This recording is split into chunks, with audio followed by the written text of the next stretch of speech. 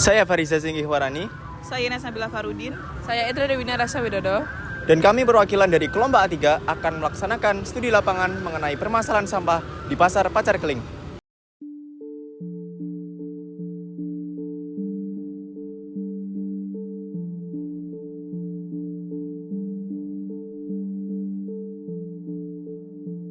Pasar Pacar Keling menjadi pusat aktivitas ekonomi masyarakat. Namun dari aktivitas ini menghasilkan sampah dalam jumlah besar, baik sampah organik seperti sayur dan buah maupun sampah anorganik seperti styrofoam dan juga plastik.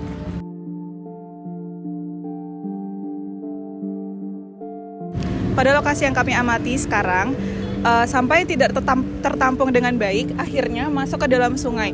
Aliran sungai di sini juga terlihat keruh, berbau dan juga dipenuhi oleh material padat.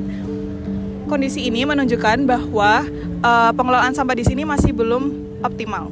Selamat siang Bapak, permisi. Ya, silakan nih, Mbak. Iya.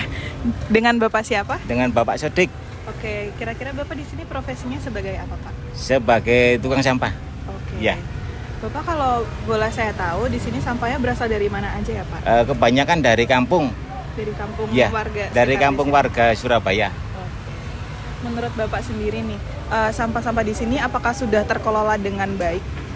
Kalau menurut saya pribadi dikelola dengan baik dari pihak RT, RW maupun dari pihak kelurahan. Bapak kalau bisa kita lihat sekarang ini kan sungai-sungai ini masih ada sampah-sampahnya ya Pak ya. Benar. Menurut Bapak apa langkah yang harus dilakukan oleh warga sekitar kampung sini atau pemerintah supaya sungai itu bersih dari sampah gitu Pak? Jadi gini, untuk mengenai sungai yang ada di daerah Pasar Keling sini, itu biasanya ada petugasnya sendiri dari DLH maupun dari warga.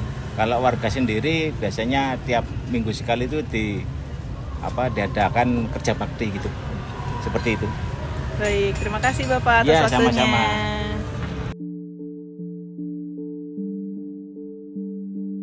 Sampah-sampah organik yang dibuang ke sungai berupa sisa makanan dan daun-daun kering dan hal-hal lainnya yang dibuang ke sungai ini memungkinkan terjadinya eutrofikasi. Ya, ini adalah ledakan alga. Selain itu, akan menyebabkan penurunan kadar oksigen terlarut yang ada pada sungai ini. Selain itu, ada sampah plastik. Sampah plastik itu tidak mudah terurai, namun akan menjadi mikroplastik yang akan membahayakan ikan dan hewan-hewan lainnya yang ada di sungai ini. Kemudian itu akan membahayakan manusia jika itu akan dikonsumsi ke depannya. Menurut Kepala Dinas Lingkungan Hidup Kota Surabaya, Didik Irianto menyatakan bahwa masyarakat Surabaya menghasilkan sampah sekitar 1.800 ton per harinya atau sekitar 0,6 kg per orangnya. Namun TPA Benowo hanya menerima sekitar 1.300 hingga 1.500 sampah per harinya. Selain itu, Peraturan Wali Kota Nomor 16 Tahun 2022 tentang pengurangan penggunaan sampah kantong plastik dapat menekan hingga 1,5 ton per harinya. Hal ini juga didukung dengan inovasi lokal seperti Bank Sampah Berkah pada Sukomanunggal yang dapat menjual hingga 9.000 ekobrik per bulannya.